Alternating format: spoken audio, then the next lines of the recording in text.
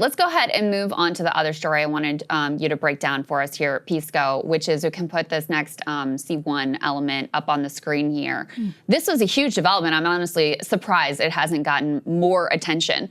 But a prisoner swap has freed Americans in Venezuela for migrants in El Salvador. So the TLDR here is that all of these Venezuelan migrants in the US who were shipped out using the Alien Enemies Act, no due process, to CECOT in El Salvador, where basically the expectation was they would never be released. CECOT, of course, notorious for human rights abuses, slave labor, and all the rest. They have most, if not all, have now been freed to Venezuela as part of this deal. So talk to us a little bit about just the details of what happened here. And I also think that it's important to get into. This really exposes the lie of what the Trump administration has been saying in court all along, which is that, oh, that's just in control. You know, El Salvador is controlled now. We have nothing to do with these prisoners. We can't possibly get them released, even if we wanted to. Yeah, that's the key component here. The Trump administration was engaged in like one of the most horrific abuses of due process in our country's history, really. Just picking people up and putting them on a plane without any notice or opportunity to be heard and shipping them off to a torture dungeon, a gulag, foreign gulag in CECOT, where now we're getting information from Kilmar Abrego Garcia about like him being beaten, him being forced to, defecate because he was like kneeling for so long, and other, outrageous accusations about the treatment there.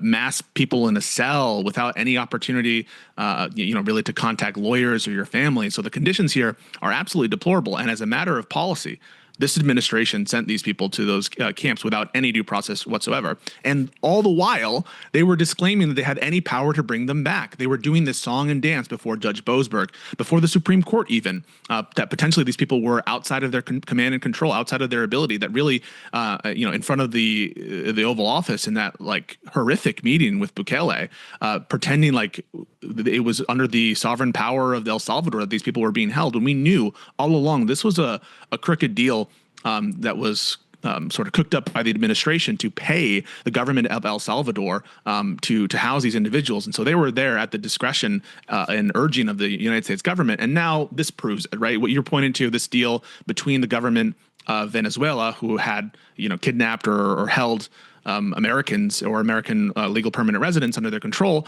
and to have that deal in exchange for some of these people who were sent to CECOT in El Salvador shows that who's running the show here? The American government. They're the ones in control of these prisoners. And also we knew this because El Salvador had specifically stated so in front of the UN in the weeks before. This is like something that is not even like seriously contested, but we had to deal with really the fraudsters and the hacks from the MAGA wing of the party and from the influencer class who were pretending that somehow Trump couldn't, if he wanted to, bring these people back either to this country or to some other country. Yeah. And if we take a look at the next couple of elements, there's some familiar names to people who followed this closely. So next one, this is Jersey Reyes. This is the case of the goalie that some people may remember. He was part of the deal here. And then if we go to the next element, Andre Hernandez Romero, he was the makeup artist who was in prison because of his tattoos, also part of the deal. So one of the things, and this is the final element, the Mother Jones story, C3, one of the things that's important legally here is that there are protections from leaving America, being sent from America to a prison where conditions, here Mother Jones reports that people they were beaten every day, where the conditions are known to the United States government to be like this. So could you explain a little bit of what basically this is part of our legal system, is you're not allowed to send people to foreign prisons where the conditions are going to be, and you can tell us particularly what it is, but like less than the standard of the United States. Is that the legal provision? So I think the three main things to look at here are asylum, withholding of removal, and the Convention Against Torture. And some of these are pursuant to international agreements. The Convention Against Torture is U.S. law, like incorporated by Congress. And it basically prevents deportations to locations where someone is likely to be tortured. And that applies whether you were here illegally. That applies whether or not you entered without inspection and admission at the border. The United States has an active obligation not to send people to places where they're likely to receive torture. With respect to asylum and withholding, different standards in those cases. The legal nuances are beyond the scope of this, this interview. But basically, where you're going to be subject to persecution, limitations on the government's ability to. That's basically what Kilmar Berger Garcia was granted withholding of removal because of the likelihood of persecution at the hands of the El Salvadorian government or at the hands of someone with which the El Salvadorian government doesn't have the authority or power or willingness to stop in the case of the gangs. So yeah, these are protections in our laws. And that's one of the reasons why now there's all this furor about the administration sending people to like South Sudan and places on the brink of civil war where they're also likely to be, subject to inhumane treatment. So yeah, there are actual active obligations on America, like American law that we passed that we should follow that prevent us from doing these kinds of deportations to places where it's fundamentally unsafe or where people are fundamentally going to be subject to like deprivations of rights and persecution and torture. And I think it's worth noting, obviously, it's better that these men are not in CECOT, given the record of abuses and what they themselves are saying now when journalists are able to speak with them about what their treatment entailed. But in many instances, I mean, their rights were still violated here. In that Mother Jones article, they write, for some relatives, the news of the men's return to Venezuela evoked mixed feelings. Maria Quevedo, the mother of Eddie Adolfo Hurtado Quevedo, told Mother Jones she was feeling relieved but still scared. I'm happy because God gave me the gift of seeing my son free on my birthday. I'm scared because my son is going to Venezuela where he was threatened by a paramilitary group called Colectivos. Many of these individuals actually had ongoing asylum claims that they were, some of them would have been rejected and some of them potentially had, a legitimate standing and may have succeeded here. So just speak a little bit about that aspect of it, Pisco. Yeah, something like 30% of asylum claims that are petitioned are meritorious. And so, it's not this like 5%, 6%, 7%. It's a significant percentage of these claims, at least with respect to asylum, are granted meritorious asylum claims. Even under the Trump administration, which oftentimes like rolls back protections and rolls back different coverage of asylum provisions and changes the rules under the Department of Justice. So it absolutely is a concern. And think about what the implications would be if the Trump administration were successful in being able to make this kind of laundering scheme where you just send someone to like an intermediary and then do some kind of crooked deal to send them back to the country where they were trying to flee for persecution. And that way, like, get rid of their legal obligations under the asylum statutes, under the Convention Against Torture, and under the withholding statutes. It would be like a massive hole in our law, and obviously against the Due Process Clause of the United States Constitution, where unanimously, even this Supreme Court, which is basically walking over nails to give Trump the benefit of the doubt in every single case, unanimously said even illegally present aliens in this country have procedural due process rights before their deportations and renditions. And so this should concern everyone. It's not just a matter of like, yeah, some of these people probably did some crimes, some of these people probably don't have meritorious claims, but it's the principle about letting the government make a road through due process and make an end run around U.S. statutory law that protects these people from these kinds of substantive deprivations. Last question I have for you, Pisco, is, what do you make of the fact, first of all, the administration has not gone forward with using Alien Enemies Act, as far as I know, for further deportations. They did ultimately have to bring Kilmar Berger Garcia back, even though they said explicitly he will never, under no circumstances will he ever come back to the U.S. Now you have this as well. I mean, Kristi Noem had also represented that the expectation was that these men would be in CECOT for the rest of their lives, and now they're not. Now they're not back here, but they're in Venezuela. What do you sort of politically make of those developments? Yeah, I think politically right now it's having an effect of like some of these oversteps.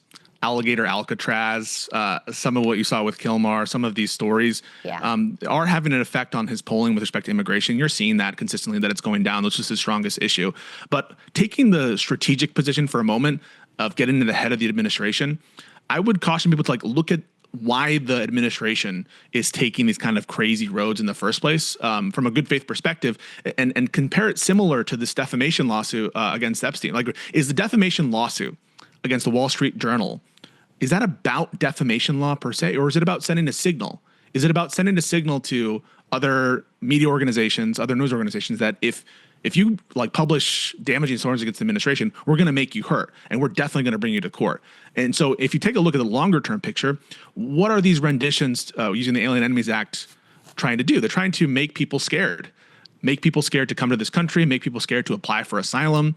Some of the stuff, they know it's illegal, they know it's against the law, but you should see it in the context of a signaling sort of debate and about showing people that the American government is not going to accept kind of like any immigration, or they're going to be mean no matter what. And so viewed in that context, I can understand if you're a super anti-immigration person, why you'd be like, okay, all right, so a couple people were illegally deported, but the broader message is the border crossing numbers are down, and that's a result of this harsh policy. But I think that there's a danger of overstepping, and I think the administration will start to see that, again, with the polling numbers and with the midterms on, the horizon.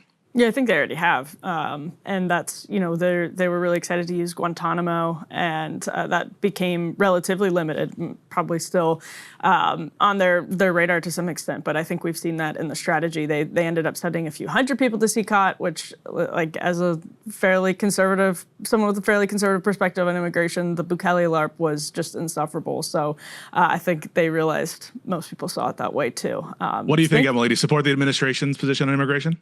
On immigration, not what they're doing. I mean, the way that they've handled it now, I think they have to do significant numbers of deportations. Pisco loves to turn the tables. We're supposed to be asking you the questions here. I could do an hour on everything I think they've gotten wrong. When we're talking about CECOT and the Bukele LARP, you're going to get me to say no, because that was just embarrassing.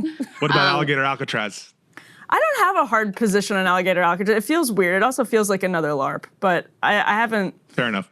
thought too much about it. Also, there shouldn't be American citizens or minors in there. Like, that's obvious. It seems obviously weird. So, Pisco, we'll have to have you back so you and I can fight about Superman, since he, he's Oh, uncharacteristically wrong in his analysis here. So we can. He doesn't. You don't think it's actually Israel-Palestine being reflected in this?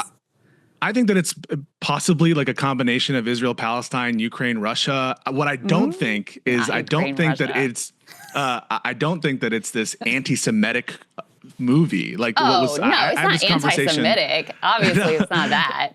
No, but there was this person I was talking to. I don't know, for people who are like very online. His name was Drew Pavlaw, and he took the position that this was a Groyper movie that was basically literally depicting Benjamin Netanyahu, and that it was meant to like get everyone to cheer about a Zionist-occupied government, and how when Benjamin Netanyahu was killed, that people were supposed to cheer, and this was supposed to basically turn everyone anti-Semitic. And I don't go that far. I do think that there are obviously like historical allusions, but I think that it's a bit of a self-report when a bunch of Israel supporters are like, hey, this like very corrupt country that's working with Lex Luthor to destroy the world, when they say that must be Israel, I think that that's a little bit of a self-report. And I think there are many different historical allusions you can make. Yes, indeed. We just opened 3 cans of worms, like right at the end here. CECOT, alligator Alcatraz, Superman. Anti-Semitism. Yeah. Oh, yeah. Well, it's not an anti-Semitic movie, but I do think it is an anti-Israel movie, and I celebrate it for that. We'll have to talk about it. Yes, everybody go subscribe to Pisco's Hour and live and learn and check out what he's doing over there. Great to see you, my friend. Thank you guys so much.